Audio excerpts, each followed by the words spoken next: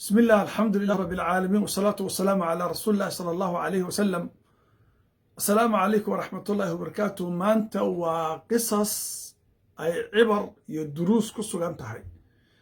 qisooyinkan waa qisooyin cajiib ah oo markaan aniga akhriyo ama aan fiiriyo aad ku ara qaadanayso. waxay ka hadlayaan dadka qaarka aad calaaqada iyo xiriirka la yeelanayso iyo qaarka la raba inaad iska ilaaliso iyo ballanqaadka iyo waalidnimadu qiimaha ay leedahay iyo eed sheegadka iyo calaacalku dhibka uu leeyahay iyo shukrinta iyo nicmooyinka ilaaha lagu shukriyo qiimaha uu leeyahay. 4 qiso baan idinla wadaagayaa. qisada ugu horreysa waxaa la yidhaahdaa yaa ku baray aabbahaa inuu waraabo ahaa. qiso cajiib waaye. gabar reer baadiye ah oo xoolo dhaqata ayaa waxay baadiyaha ka heshay ilmo yar oo di'bi ah. di'biga waxaa lahay yeyda. waraabahana waa loo isticmaalaa mararka qaarkood, laakiin waa baashan wolofka la yidhaahdo ama yeyda la dhaho weeye, ama uubatada. meel bay ka soo qaaday, way u naxariisatay, arigeedii bay u keentay, caanay ka siisay. lax ka mid ah idaheedii, bal u fiirsada qisadan, ama waxaan dhihi lahaa riig ka mida riyaheedii bay naaska ka nuujisay. markaase waxay uga dhigtay ilmihii wuu koray, caanihii baa la nuujiyey, wuu cayilay, wuu qurxoonaaday, arigii buu ka mid noqday. maalintii dambe ayay gabadhii waxay aaday, reer baadiyaha ahayd, meel bay aaday.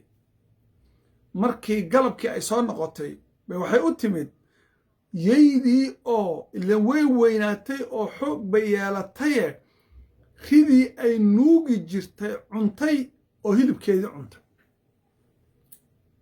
waa yaab waaye. gabadhii reer baadiyahay gabay bay tirisay.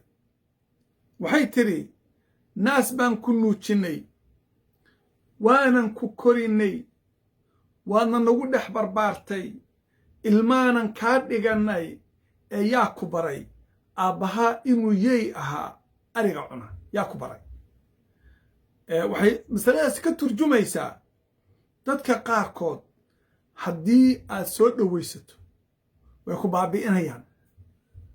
haddaad u nicmayso way ku xastayaan. haddaad la saaxiibto way ku baabi'inayaan.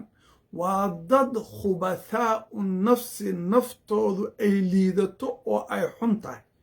yaa ku baray aabbahaa inuu waraabe xoolaha cuno ahaa?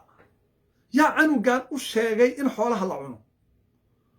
looma sheegin, mana uusan arag, laakiin waa dabeecad ku jirta canugan inuu tuug yahay. yaa baray qoftan dumarka inay gogol dhaafka taqaana? yaa baray ninkani inuu gogol dhaafka yaqaano oo uu yahay ciyaal suuqnimada? yaa baray? yaa beenta baray? yaa laalaabka baray? waa dhaqan uu ka dhaxlay qoyskiisii iyo dadkii dhalay. wax weyn baa idiin baxaaya. masaladan fiiriya. qisada labaad, qisadan bay la socotaa. waxaa la yidhaahdaa ilaan walaalo waa un walaalo. u fiirsa. nin musaafir ah yaa wuxuu arkay meel baadiye oo cidlo ah, teendhe ka taagan, guri aqal baadiyeho ka dhisan. markaasuu isii bal reerkaa ku hoyo. gabar baa joogta, qof dumara baa joogta. markaasuu salaamay. salaamtii bay ka radisay. say tiri, waa ayo? suyi, waa marti.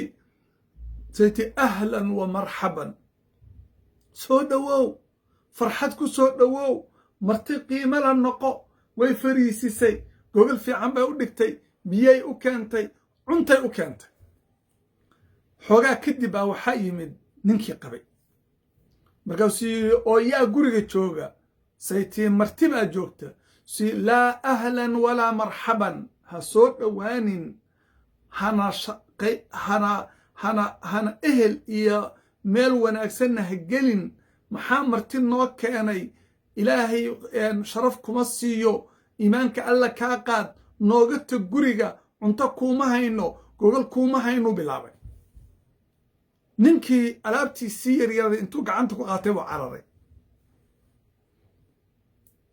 wuu safray habeenkii oo meel cidlaa ku dhaxay galabkii dambe buu wuxuu u yimid reer baadiyo oo meel cidla degan markuu reerkii u yimid buu salaamay say tiri qof dumaraha joogta xaaskii say tiri ya waayo si waa marti say tiri laa ahlan walaa marxaban ehel iyo meel wanaagsan midna ha ku soo dhowaanin martina ma rabno orod naga tag iimaanka alla kaa qaadiye hanugu soo yaacinaya soco ninkeedii wuxuu maqlay ayadoo qaylinaysa suu yiri waayo say tiri waa marti balaayi ha martidee suu intuu soo bado wuxuu yidhi ahlan wa sahlan wa marxaban soo dhowow marti wanaagsan ii fadhiiso gogol buu u fidiyey biyuu u keenay cuntuu u keenay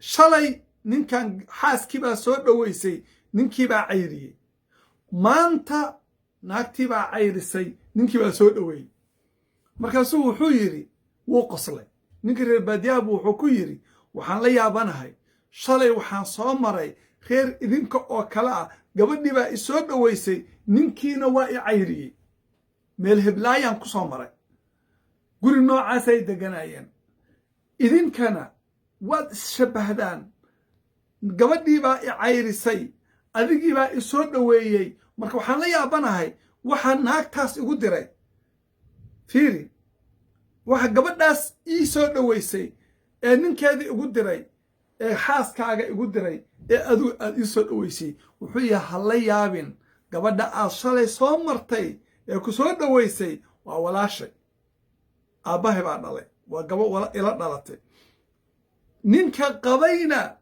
waa naagtan aan qabo walaalkeed waa waxaad ogaataa buu yidhi waa durriyatan bacduha min bacdin waa dad isdhalay oo isku dabeeca ah yaa kuu sheegay inay middan walaalkeed inuu ahaa middii shalay waxaad fiirisaan dadkan maxaa isku dabeeca ka dhigay dadkan isku dabeeca ka dhigay waa dhaqan waa culture waa nasab waa dhalasho waa origin waa meesha qofka uu ka soo jeedo qofka aad la dhaqmayso ood guursanayso oo aad dariska la noqonayso asaga keliya ha fiirinin hooyadii fiiri aabbihii fiiri walaalihiis fiiri eedadii fiiri adeerkii fiiri abtigiis fiiri habaryartii fiiri waa qiso kaloo cajiiba qisadan waxaan qiso saddexaad nabiyullaahi ibraahim calayhi salaam ayaa wiilkiisii ismaaciil wuxuu dejiyey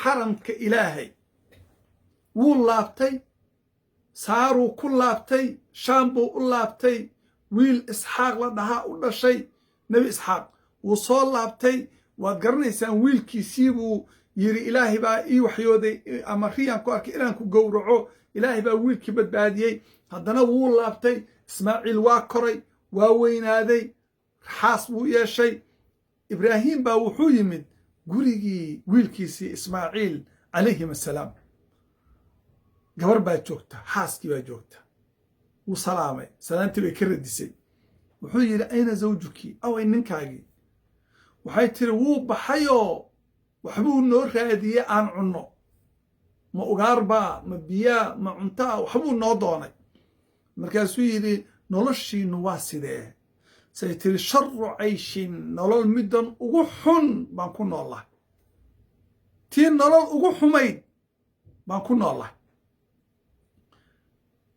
maxaad cuntaan say ti timir iyo biyo su yidhi wiilkii ninkaagii marka uu yimaado igu salaan waxaadna u sheegtaa albaabka catabadiisa waa albaabka tiirka uu ku taagan yahay iska beddel gurigaaga albaabkiisa beddel hadhow buu yimid ismaaciil suu yidhi dad ma idin yimaadeen haa yaa idin yimid nin noocaas iyo noocaasa baa noo yimid nin oday ah oo duq ah oo garcas oo tima cad baa noo yimid muxuu ku amray buu yidhi